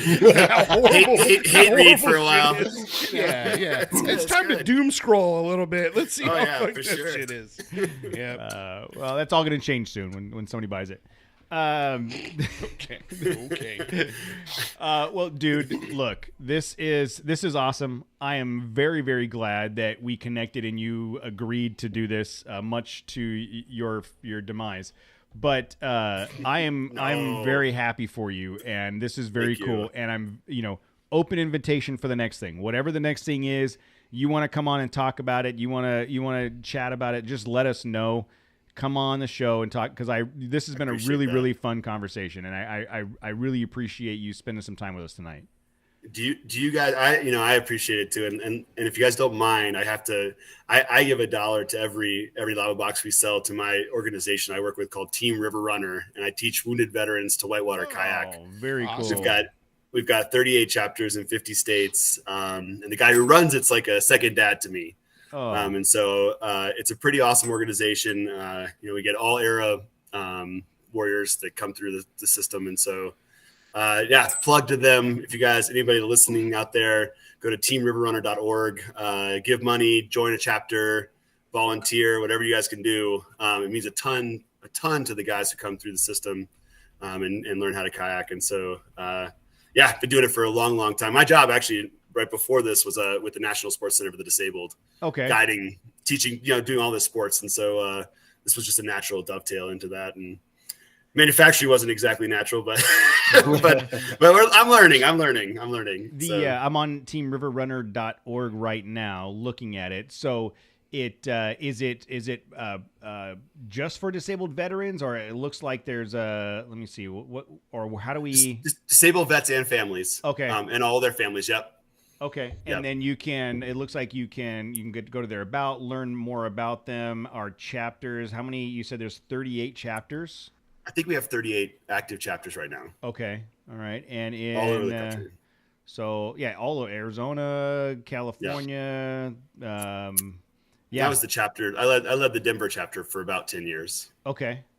This is very cool. Yeah, I would, going back to at least 100 episodes ago, we had the guys from Warfighter Made on the show. They do similar work, but they're focused on outdoor vehicular recreation and quads and stuff, and they retrofit these vehicles so that people can go off-roading and experience the outdoors. It's very cool. So check out teamriverrunner.org, and then you can go to the get involved or about or donate. This is very cool, man. I am. Thank you, Cody. This is very cool. The giving the opportunity to give back in a way. This is very awesome. Well, we build a really tight community. You guys know about community, and that's one where we build. Because you really are relying on each other to stay alive, and so there's a lot of combat vibes about what we do in whitewater, and so it really resonates with a lot lot of veterans. And so I can imagine it's pretty. I can imagine that whitewater rafting is can go wrong. Much like one of our trips. So our bar. So when we plan a trip, at the end of it, we go, nobody died, and if we can continue the streak of nobody dying, we feel pretty. Somebody might have froze. Yes, or got blown away, or vehicles break down. But as long as nobody dies, or that's heat our stroke. Well, it's fine if you Donner Party them. If you eat them, it's totally cool. And then claim that they never showed up. Exactly. Yeah, they died, but they went to good use. Yeah, yes, that's right. That's right. We can use our lava box to cook them up. Cook them up. Hey, man. Well, look, man, I'm going to give you the rest of your night back. This is very cool. I'm looking forward to connecting with you again in the future. And if we end up in Colorado, we'll look you up. But going forward, if there's anything we can do to help, don't hesitate to reach out, man. We've really enjoyed the time with you. No, I appreciate you guys very much. Thanks. All right. You have a great night. You too. Good night. All right. Yeah, so we're still live. So don't say anything bad about Casey, or do whatever. But that was great, dude. That's I'm genuinely, this is a very cool story, and I'm super excited about the success you've had, and I'm looking forward to all the other things that are coming up. This is awesome. Thanks, man. No, I really appreciate you guys. That's awesome.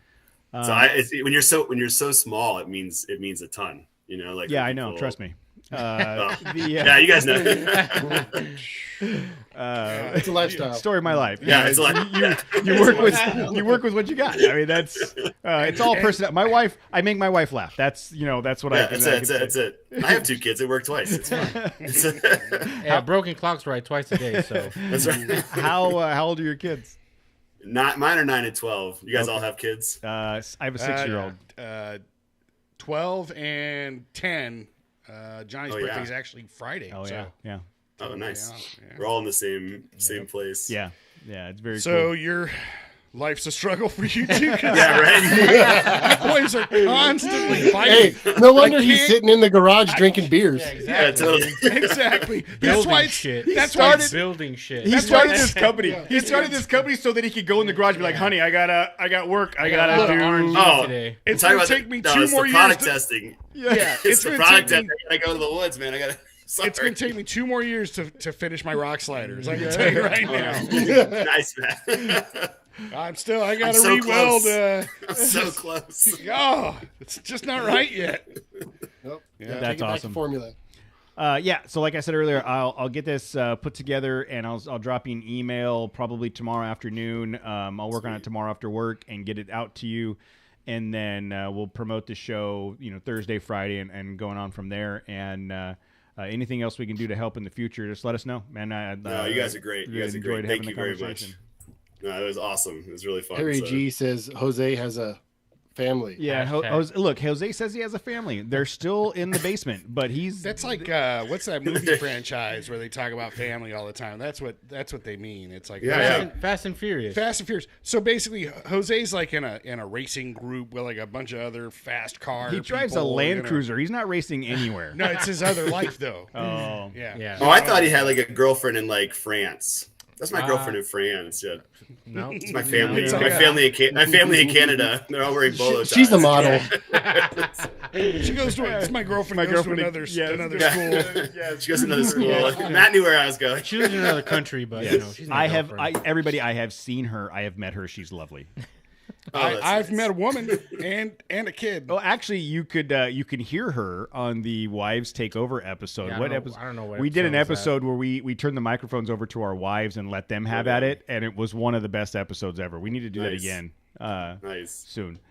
Love Okay, it. well, I will. You made me a listener. I can't wait. Okay, Yeah, I gotta catch up. I yeah. gotta catch up. Holy shit. Oh, there's a shout out to Danny O on Instagram. He's like giving me updates. I'm only 10 episodes away from being fully caught up. I'm only 2 episodes away, and I'm like, dude, your brain has got to be completely shot at this point. yeah. I feel horrible that you've Binging subjected hard. yourself to this. I do not Well, authorize there he you. is. There's Danny O's in the chat room. So he's He's in there. he worked his way up all 220 something episodes to get caught up, and I feel like we owe him something just Yeah, for we do. for the putting himself through that kind of torture. There's probably not much left of him now. Like No. if he's a been broken binging down. him, He's a broken down man.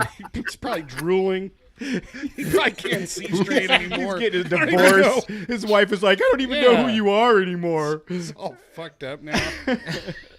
He was probably like a philanthropist, Yeah, like yeah. just a really great guy. He was a well-read person. No, now yeah. it's just He's now to he's dick read jokes books all every the other time fucking for fun. every other word is just dick. he was a regular at the Louvre, and he's just He's an angry and bastard. Now he just sits at a bar and the Salton Sea, like it's just Lobotomized by Yeah, trail so- chasers. That's the. All right, man. Well, thank you so All much. right. We'll catch up soon. Have a great night. Right on, guys. Thanks very much. Yeah, talk to you See ya. soon. Bye. thanks, Josh. Later. Thanks. All right. We're going to roll right into it. 3, 2, 1.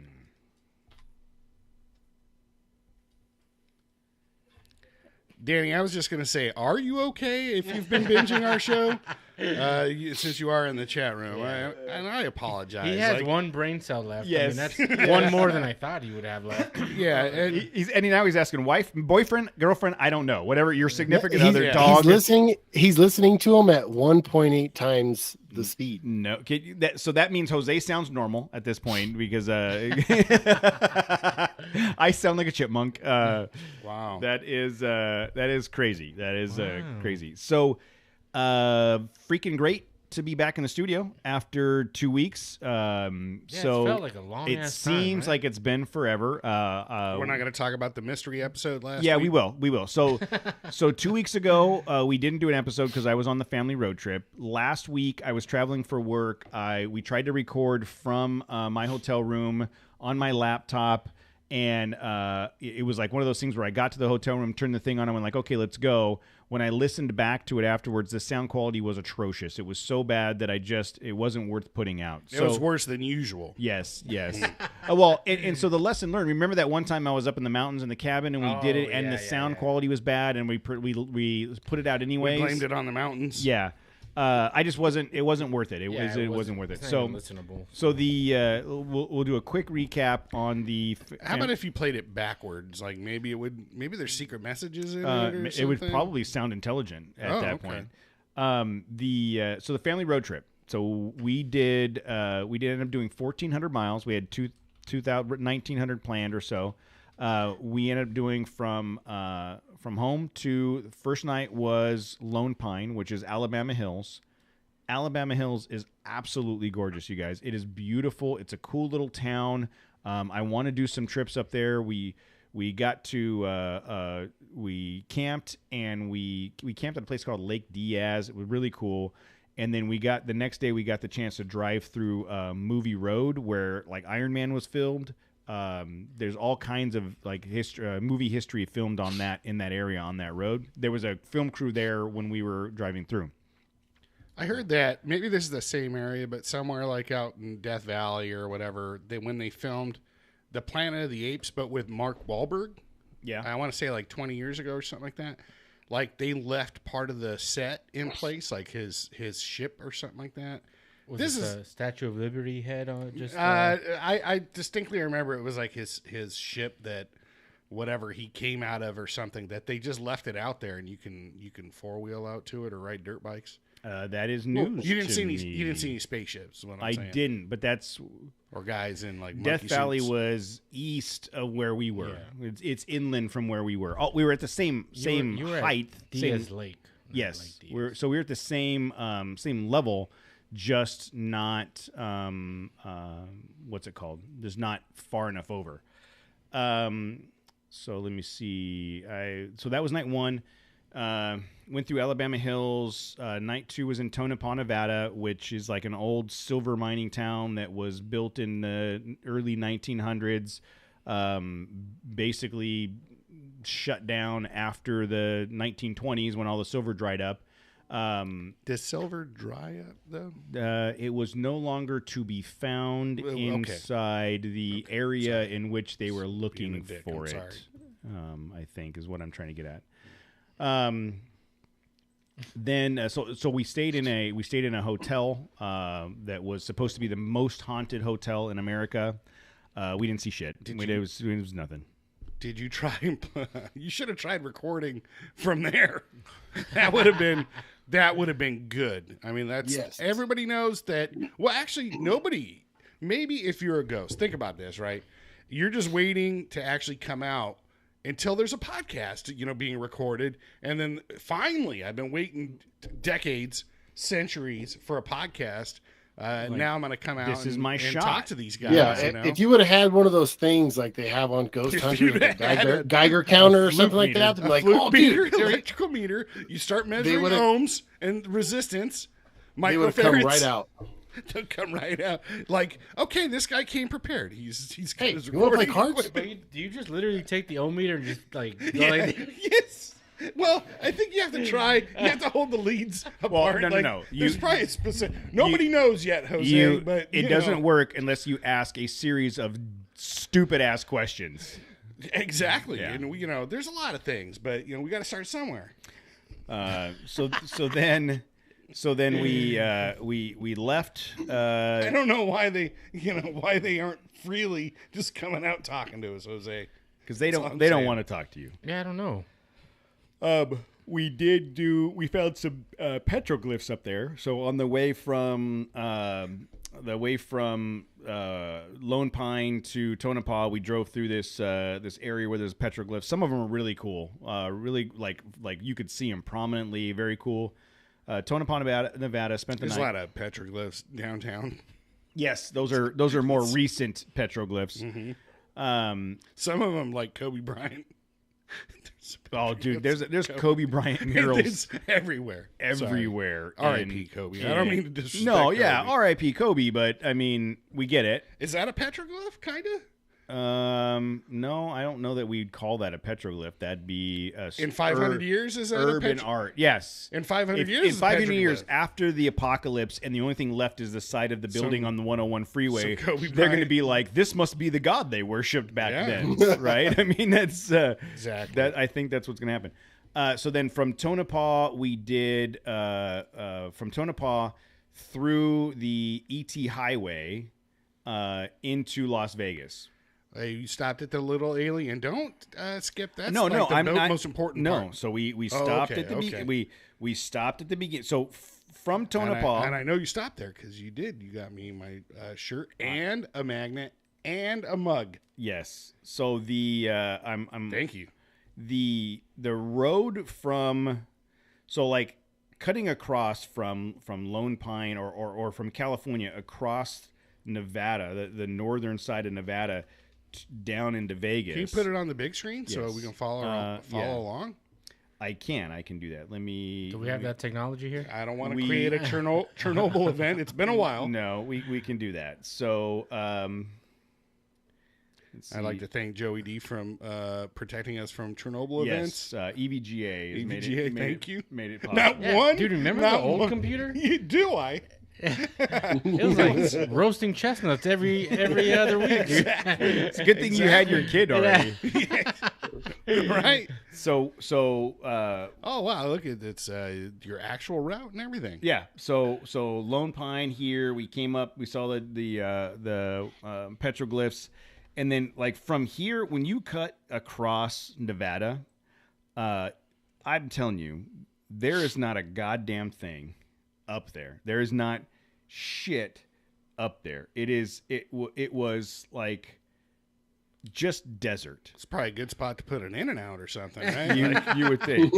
Franchise opportunity up there. We stopped at the ET sign, the ET highway sign, took some pictures, made our way down to Rachel, Nevada, a little alien, because Matt made me. And That didn't make you do shit. I'm sure Tammy was 100% pushing for that too. yeah. So the funny thing is that the bartender was there, and Tammy was reminding me of the scene in the movie Paul when they actually go there. But so someone asked the bartender, like, "So where do you live?" And she's like, "In the house in back." How long have you been here? She's like, "Forever." Something like, "How did you end up here?" And she's like, "Well, my grandpa worked at the military test facility, and the bar was just a bar, normal bar. It was up for sale. He bought it, and then when Bob Lazar came out on TV and told everybody that there was aliens at Area 51, he completely turned it into an alien-themed restaurant and bar, and it's been that way since." So why can't we have alien themed bars like and stuff around here? Does it have to be out? Because there's no like association with anything around Not here. yet, but I mean, we could start something. So we I saw. Ooh, look at that! I don't know. It's some crazy videos. You get some hubcaps and just start flinging them in front of me on my iPhone. No, and we open it. No, all right. so we stopped. That's how we used to do it back in the 70s. You can see the road that leads into Area 51. Like it's I was just gonna say, where's Area 51 so on this map? right here's Area 51, and we Supposedly. came. Yes, well, dude, you can see it at this point. That's the military base, right? Homie Airport? I don't know. What's it say? I can't. It says Homie Airport Yeah. on it. So we stopped at this road, and Tammy and I were having a conversation about. She's like, she kind of wanted to go down there, and I'm like, look, it's 20 miles one way to get down there. She's like, what do you think we're going to see? No, you ain't getting nowhere near I the said, lake bed. Assuming we get anywhere near there, it's a gate that says turn the F No, around. they already knew you were at the Yes, at the road. 100%, 100%. So we decided. I was like, look, if we weren't pushing to get to Vegas for the night, and we were already in the area, one thing, but we decided not to do that. We stopped at the black mailbox. The other Is that the black mailbox? Right there. Oh, Right here. Okay. Right here is the black mailbox. Oh, no, I'm sorry. That was the 51 road. This one was the mailbox up here. Yeah. See, it's labeled. That's how you know. But I mean, gorgeous. Yeah. Desertscape. It was beautiful. In hindsight, I would have loved, and we talked about this when we went to Tonopah. We were originally going to camp. I would love to camp out here. I got to imagine that the stars are just phenomenal in that area. Because there's nothing around there. There's no light pollution at all. It would be awesome to camp out there. Between Vegas and Reno, there's nothing but desert. Yeah. Went into Vegas, spent the night at Vegas, went through, fucking Hoover Dam. We went to the Hoover Dam. Yeah, fuck that place. So, okay, well, so hold on. First we stopped at Hemingway Park, which is a literally bighorn sheep come down to the park and hang out. You can literally stand 5 feet away from these things, these wild animals, and they just graze. It's super cool. So we were there, took some pictures, and then went to Hoover Dam. And at one point we talked about getting out and like doing a tour, but the tours were too long, so we were just going to drive by there. And you get to the checkpoint. You didn't do the damn tour, huh? No, I didn't do the damn tour. We get to the checkpoint. Please do not stray off the damn tour. We get to the checkpoint, and the guy's like, I'm going to need to check in back. And I was like, all right, cool. So I pull over, and I go in the back. I'm like, all right, this is kitchen gear. This is, this is. He's like, you know that.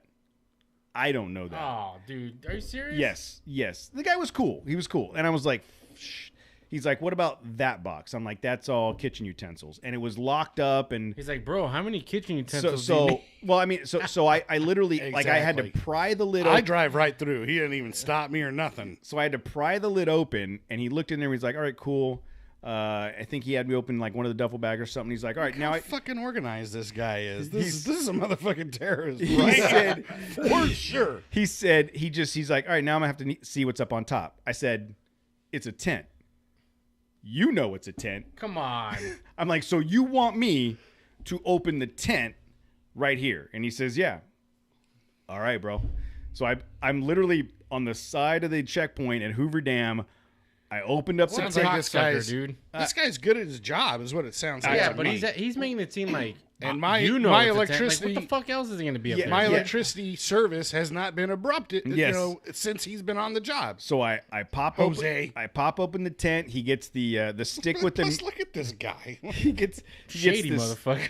Shady as fuck. He gets the stick with the mirror on it and is looking at it. He's like, "So what, that's What's the he that's the looking ladder." And I'm like, "That's the ladder. Do you want me to fold it out the rest of the way?" He's like, "No, we're good." He's like, no, I would actually. and now I got to close the tent back up, and I'm like, oh, that was Maybe he was just in the market for a bed rack. No. and Yeah, a he's like, rooftop dude, I've been tent, looking and he at was this like, one. I'm I like just it. using it as an Don't, excuse to check your shit out. Overlanders don't drive over the bridge. It's a thing. So then we ended up going into let's see what was next. Kingman and then Sedona.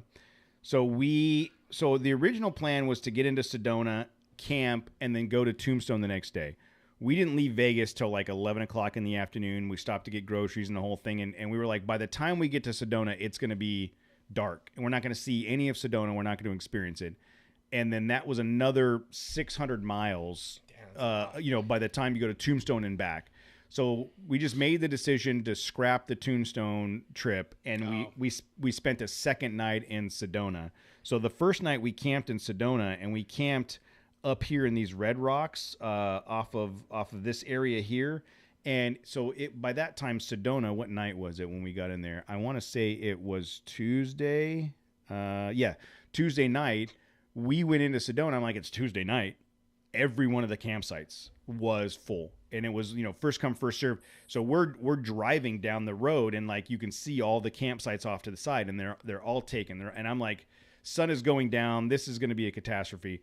And I get to a spot, and you had to kind of go up you had to wheel essentially over a rut to get up to this campsite up on top. Fucking A. Boom, did it. Wheeled up there, set up right as the sun was going down. It was gorgeous. It was like 80 degrees outside. No, maybe not that hot, but I had shorts and a sweatshirt, a hoodie on, made dinner. We just hung out by the fire. Super cool area. I want to go back there as a group and all camp in Sedona. It was really cool. vortices. Yes, a lot of vortices. How many vortices did you document? Well, they're Did mapped out here. We've got the 4 vortices here in yellow, Of course. but we did not go see any of them. I'm sorry, what? So we didn't go see them. So then, Dude, how are you supposed to get to the land of the lost unless you jump through some of them vortices? we couldn't fit it in. Maybe next time. Okay, man. So then, Sedona is one of those. Drove out there to not look at vortices. What are you doing? Yeah, man. Sedona is one of those places where it's like 8 billion tourists in a city with one road. And I've been there. Yeah. So we left the campsite, and the second night we decided to stay in a hotel. Tammy last minute booked a hotel, and she's like, "Oh, you come out here and you go to the third roundabout, and it's right there." Okay, so we go, and I'm at the third, now the fourth, now the fifth roundabout. I'm like, babe. That's not how roundabout. Well, you can't just pick any 3 roundabouts and end up there. It was completely the opposite direction. So now I got to turn around and go back through the town of Sedona. That's one. There was plenty. And you're driving through Sedona at 5 miles an hour. Something I would imagine like Uray, Colorado's like. I think it's only like one road down the main street. Yeah.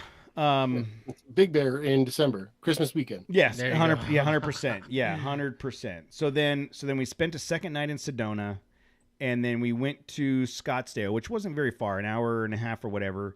And we found it's the Saguaro Hotel in Scottsdale. You go to the website, it looks super cool, super posh. Saguaro not gonna work here anymore. It looks, and for Scottsdale, if you're not familiar with Scottsdale, things in Scottsdale aren't actually cheap. So the room, whatever, and it had a. Did you move the map? Or you Yes. just we're quitting on the map? Okay. No, I'm actually bringing up the actual. That was the plan. This is the actual. I like maps. If you put a map somewhere, I'm gonna look at it. So then we get to the hotel. We get checked in. Imagine somebody built a hotel in 1978. They abandoned it in 1984. Yeah, Tropicana was Seaman Jody. That's pretty much bro. like Us at Seaman The, 6 months ago. the Colorado Bell. Oh no, God! They imagine so they bought one it. of the worst hotel experiences of my life. Was last time VIP. there. They built it in 78. They abandoned it in Imperial Palace? No. I never stayed at the Imperial Palace. We just played poker there. I remember that place. Yeah, They abandoned the place in 1984. 3 of us. And then 2 years ago, 2 years ago they decided to open it. But rather than make sure all the shit works, they just put Open. paint. Now open. Yes, they put pastel colored fancy paint. The shit was falling off the walls. You could see drywall patches. The sliding glass Were door there didn't. ashtrays in there? It was a piece of shit hotel. Well, it's from the 70s, dude. Did it have Wi-Fi at Ashtrays. least? You guys have ashtrays in there? Do you remember staying at it was for Mojave? It was probably like 4 or 5 years ago, and we stayed at the Pioneer, which was just south of the Colorado Bell. Like it's the next hotel Yes, down. I think so. And it was like cheap. It was like $100 or whatever. And they're like, "Oh, we'll put you in our newly remodeled room." I'm like, "Okay." And literally, they just like you said, they painted over everything.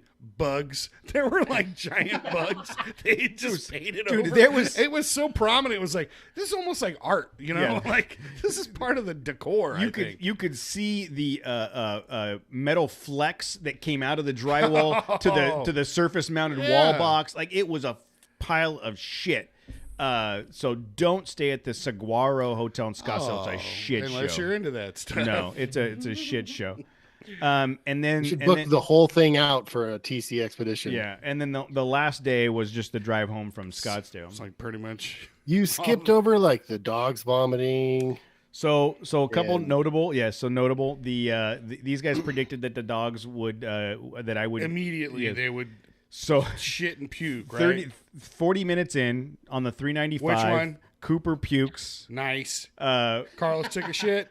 so Cooper We got money on this. Come on. Cooper pukes. Where did they shit? Were they in the high desert yet? Yes. I got that square, bro. Come on. Cooper pukes. I got Victorville. I probably have it on the map here. Cooper pukes, and then we get out to clean the puke, and he immediately has diarrhea and is shitting all over the side of the road. And I'm like, are we gonna put this dog back in the truck? And Yeah, we are. so we after that he ended up being fine. So that was the first dog incident. And he is still alive. He's I still can alive. verify Yeah. that he did. He's He was still- very excited to see me this afternoon. When we were in Sedona, we stopped to get some pizza, just a nice little pizza joint. We're hanging out, and there must have been a minimum day, and like 48 kids, school-age kids, show up, and they're running and jumping, and the dogs lost their shit, and Cooper like almost went after a girl, like to the point where Tammy had to grab him and yank him back, and I had to go put them in the truck. That was not. I am very proud of myself for not allowing the dogs to ruin my trip. That's what I'll say. I thought you were gonna say for not killing him on the trip. Same. It's kind of the same. Yeah. thing. Gesundheit. Gesundheit. So then, that was cool. Again, Alabama Hills was great. The takeaway from this is, and I think Tammy would agree, like we were originally going to do 3 nights of camping and 3 nights of hotel. When we switched up the Tombstone thing, we just decided to stay in a hotel. So it ended up being 4 hotels and 2 nights of camping. But with the setup, with all of the gear and the tent, I feel like we could have camped all 6 nights. It was that dialed in. Like, it was so easy to set up the tent. The way Casey built the rack, where there's like the shelves in the back, where the two main boxes are accessible from the side. The sleeping bags are bungeed up to the top. The refrigerator's on the slide out, and the kitchen box is accessible from the tailgate. Like, you don't have to lift, you don't have to unload things to get to things. It was the easiest, best setup I've ever had. I'm super excited about the next trip. As long as you don't have to cross any dams or bridges. Yes, I just guess. don't go across the Nothing that's no critical infrastructure, items on your path. Yeah, then I think you're fine. Yeah.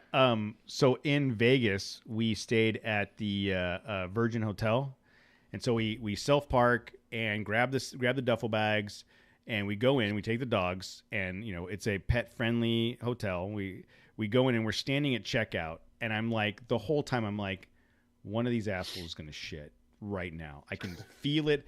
Cooper was looking around. Carlos was looking around, and I'm like tugging on their like collar, like don't fucking do it. How do you know they don't think that? Oh, he wants me to shit right here. Like, Oh, yeah, go ahead. sit down. But we made it. They didn't do that. Then we get into Sedona, and the hotel we were staying. Again, you second lap.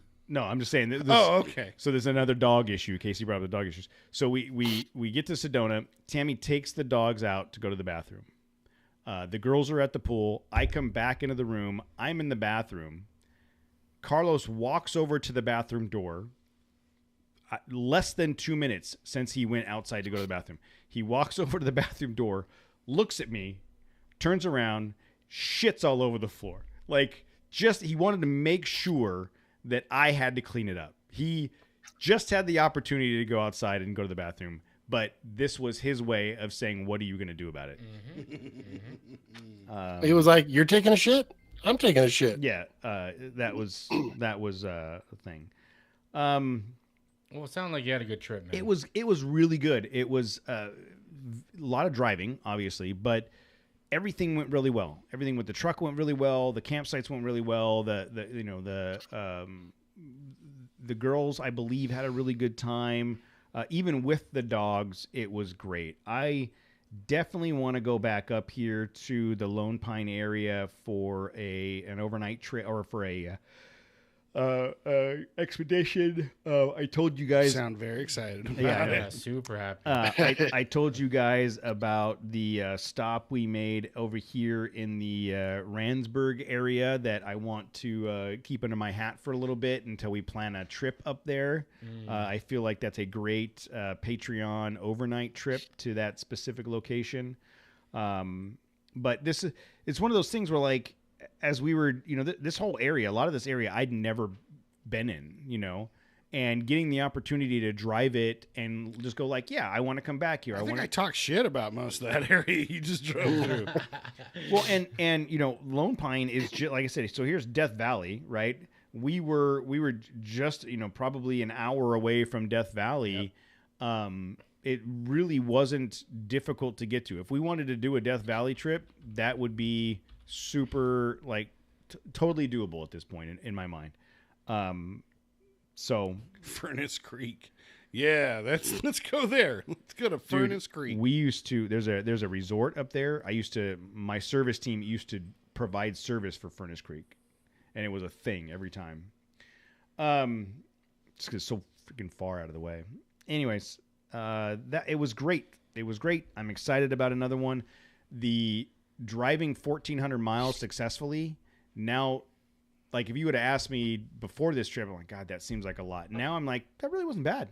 Like, 5 hours in the truck wasn't bad. You know, 5 hours, 3 hours, 4 hours, 5 hours a day, not bad at all. Just sounds like a lot of Foo Fighters to me. And no. I don't know if I could have survived. We probably wouldn't have made it to the Randsburg or something. Probably would have strangled you. At the request of my wife, I loaded all kinds of music, everything from Phil Collins to Bad Religion to Huey Lewis and the News to, you know, whatever you can think of, on a flash drive. I mean, on a flash drive to put in the truck so that she didn't have to listen to Foos the whole time. Satellite radio works the same. You got the same stations the whole time.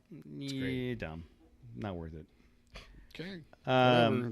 You would listen to Foo Fighters the entire time if it weren't for her. You'd just been happy singing that same effing song the whole fucking time. I listened to the catalog 3 times. God. So that was it. It was a great trip. I started writing a blog post. I'm not done with it yet, but I'm gonna put that up soon. Thank you, Casey, for the bed rack, because it was the key to making everything as easy as it was. I told him today when I saw him that he needs to put some pricing together, because I had a guy at the car wash say, I want a bed rack just like this, and I'm like, you got to talk to these guys. So I think the next thing for us to do is plan another trip and figure out when that's going to be and where, but. Anything significant that you guys have seen or done over the last 2 weeks since the last time we put out an episode? Nope. Can't think of anything. I told you I drove that Roush Raptor. That was awesome. Yes. That's pretty sick. My pool's fixed? What? Wait, Nice. what? Pull update. Pool update. No more rust? No more rust. I got photos. I spoke to the guy that did the repair. What was it? What was it? So the rust was coming through the rebar? So the rebar was embedded like in the concrete. It's not like, my idea was, okay, there's like the bowl itself or the spa itself.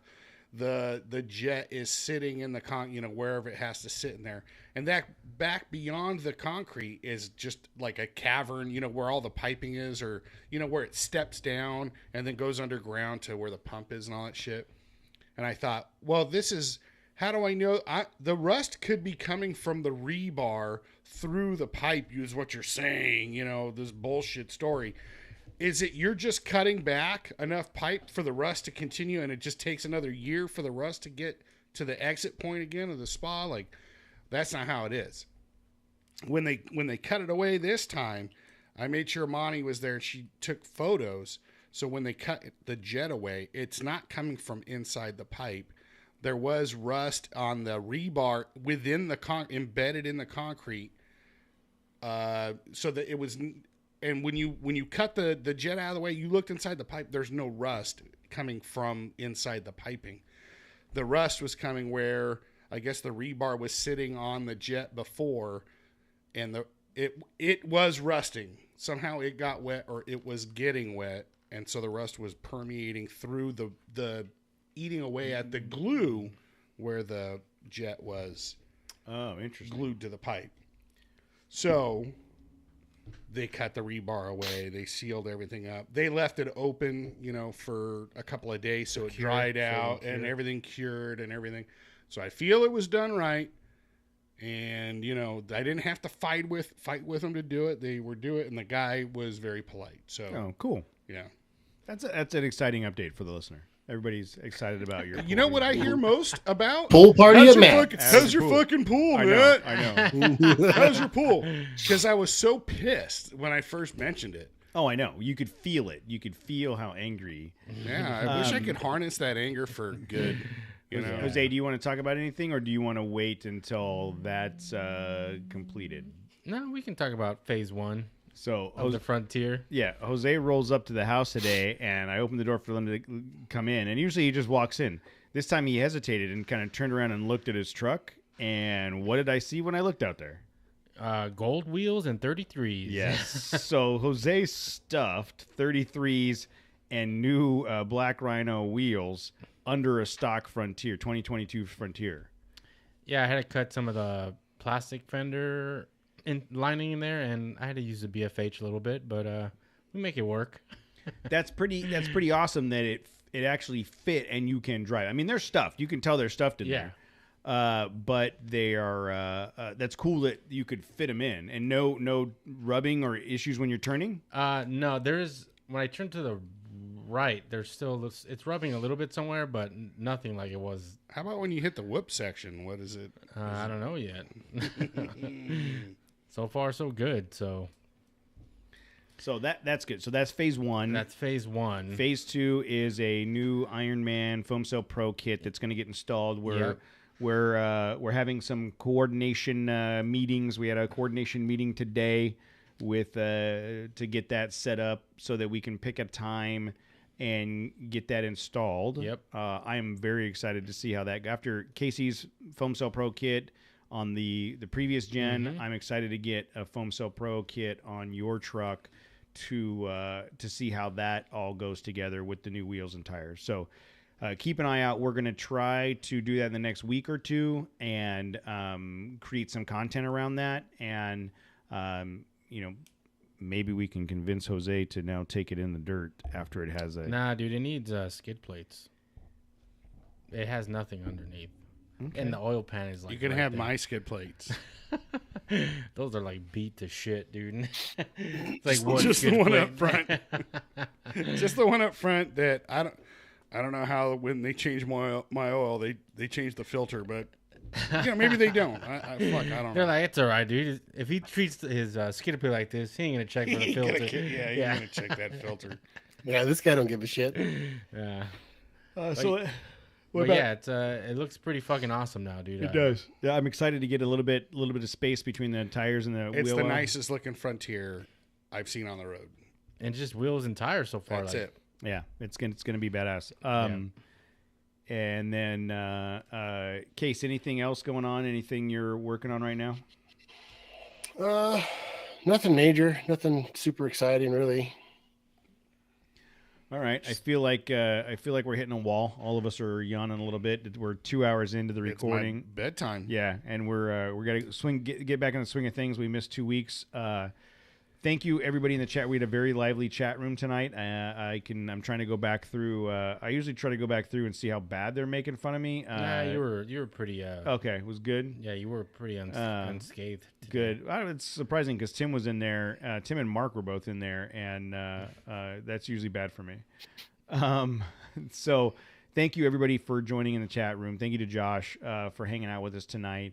And we will put together... They're like your Voltron of clowning, like the two of them combined, they transform into a giant robot that makes fun of you alone. And if Rob joins with them, then it's over for me. Yeah. That's when they form Blazing Sword, and it's like... That's it's when just the over. sixth Voltron comes in. Yes. The mystery lion shows up and